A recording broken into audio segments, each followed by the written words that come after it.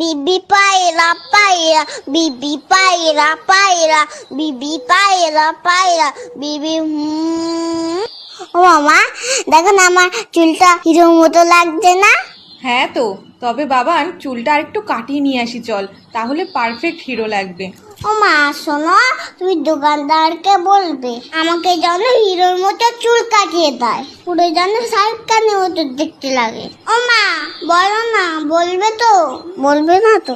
উফ, চুপ কেন করে রয়েছো, কথা কেন বলছো না? হ্যাঁ হ্যাঁ রে বাবা, দোকানদারকে বলবো তোকে শাহরুখ খানের মতনই চুল কাটিয়ে দেবে। ওকে। কি বৌদি, কেমন আছেন? খবর সব ভালো তো? হ্যাঁ দাদা ভালো। আরে বাবান, কেমন আছো?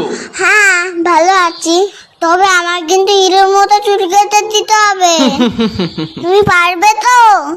আগে বলো, নয়তো তোমার কাছে কাটবো না। সব রকম কাটতে পারি আমি, তুমি এখানে এসে বসো।